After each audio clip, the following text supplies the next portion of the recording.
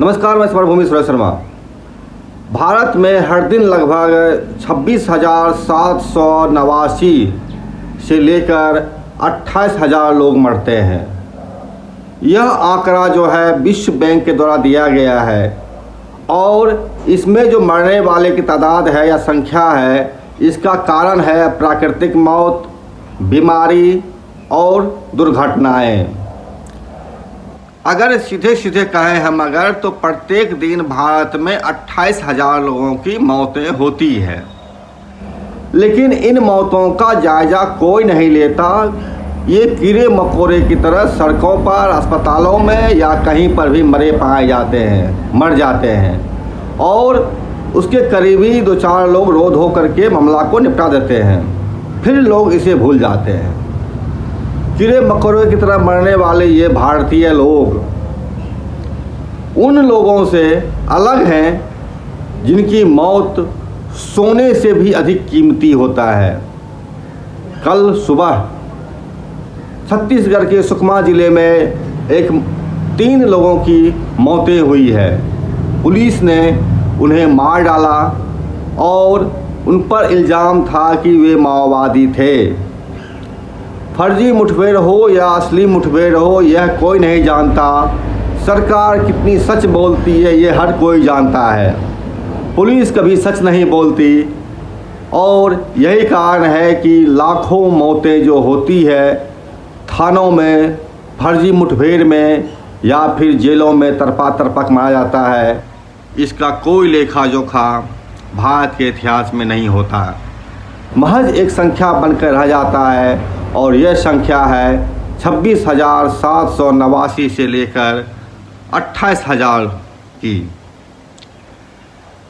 लेकिन जो 3 मौतें हुई है कल मुठभेड़ के नाम पर, जिसमें कि 2 महिला और 1 पुरुष थे, उनकी मौतें सोने से भी महंगी है और इन मौतों की यादें पूरी दुनिया में लोगों ने अपने ज़हन में उतारा है, देखा है। मौतों का यह सिलसिला कोई नई बात नहीं है। हर कोई हर दिन किसी न किसी कारण से मर जाते हैं, लेकिन जो मौतें समाज के लिए होता है, जो मौतें देश के लिए होता है, उस मौत की कीमत किसी की भी अन्य मौत से बहुत कीमती होता है।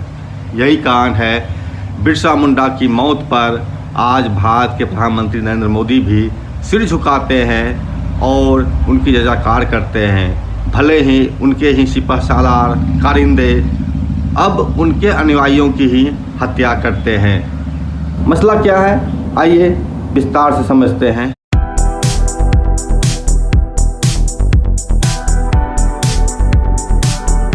खबर के अनुसार छत्तीसगढ़ के सुकमा ज़िले में पुलिस के साथ मुठभेड़ के नाम पर 2 महिला माओवादी और 1 पुरुष माओवादी की मृत्यु होती है, हत्या होती है। पुलिस का कहना है कि यह खुफिया के तंत्र के तहत उसे सूचना मिली थी।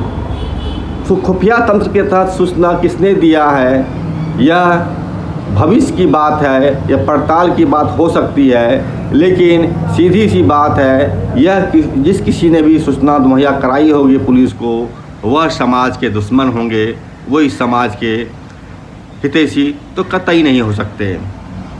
इन माओवादियों की मौत, इसके पहले भी 6 माओवादी मारे गए थे और उसके पहले हम बात करें अगर पिछले 1.5 साल के दरमियान तो बड़ी तादाद में माओवादियों की मुठभेड़ों के नाम पर हत्याएं की गई थी। एक अपुष्ट आंकड़ा है जिसमें कि 700 लोगों की हत्याएं हुई थी पिछले 1.5 साल में, और इसमें जो नाम आ रहा था मूल रूप से वह था सोनू उर्फ मोलोजुल्ला वेणुगोपाल राव। ये वो गद्दार थे जो कि पार्टी के सीपीआई माओवादी के सेंट्रल कमेटी के पॉलिट ब्यूरो मेंबर होने के बाद अपने पद का इस्तेमाल करते हुए तमाम सूचनाएं माओवादियों का सरकार तक पहुंचाई और सरकार ने उस सूचनाओं के आधार पर इन लोगों की हत्या कराई।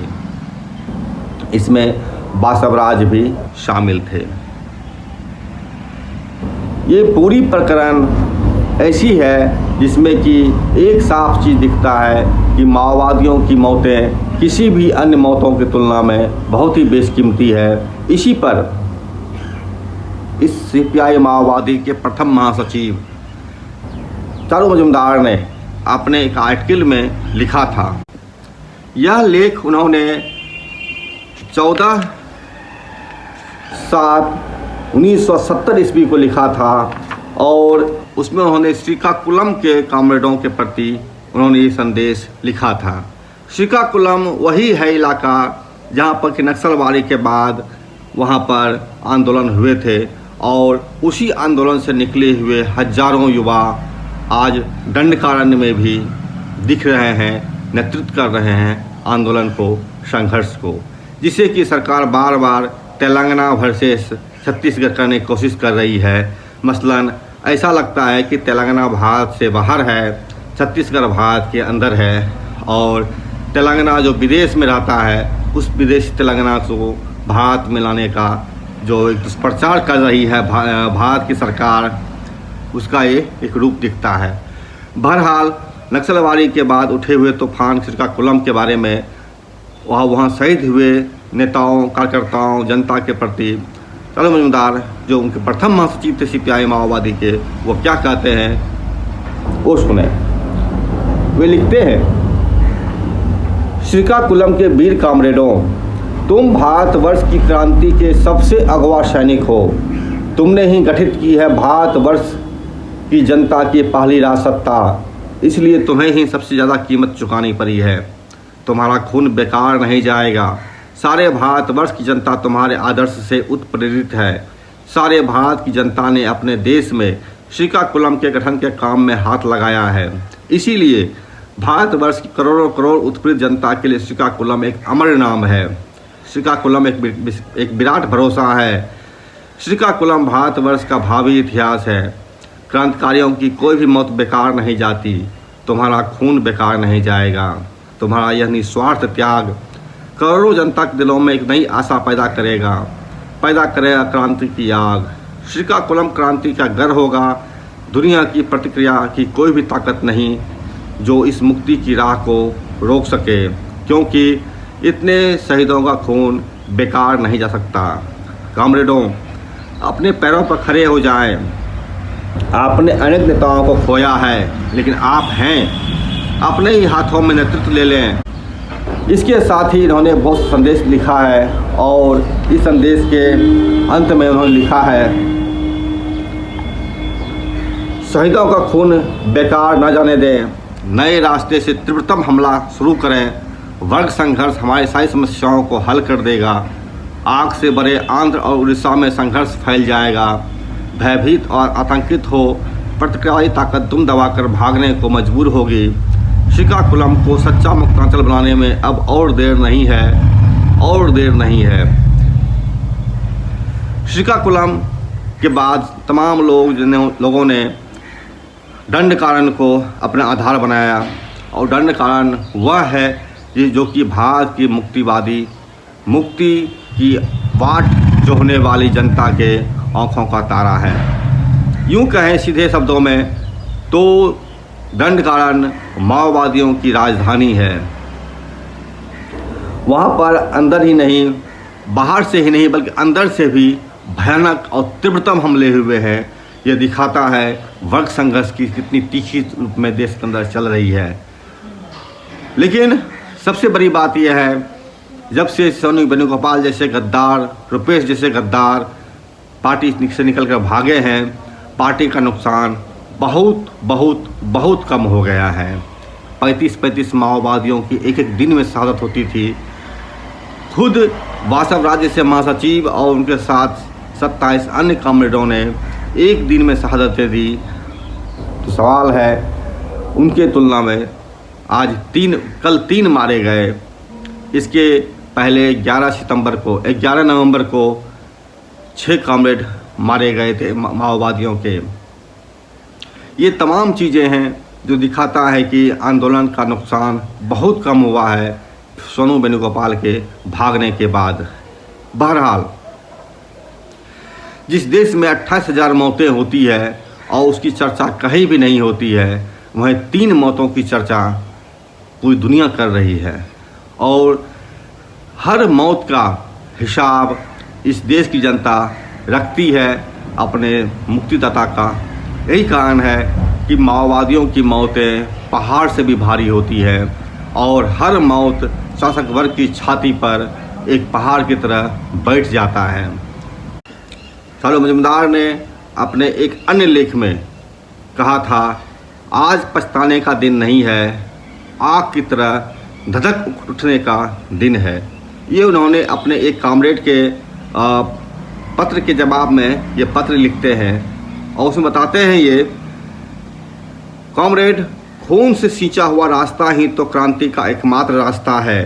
मानव की मुक्ति के लिए हमें कोई कीमत नहीं चुकानी पड़े, यह तो हो ही नहीं सकता है।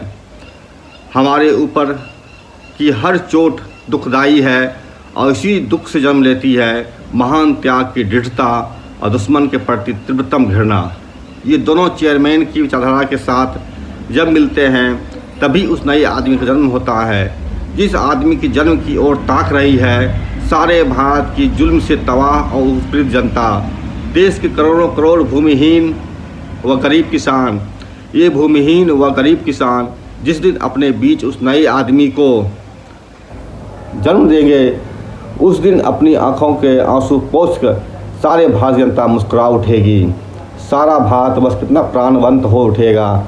उज्जवल सितारे की तरह हमारा देश चमकने लगेगा और सारी दुनिया को रोशन करेगा। हमारे सपनों का वही भारतवर्ष अनेक कुर्बानियों से साकार हो उठेगा।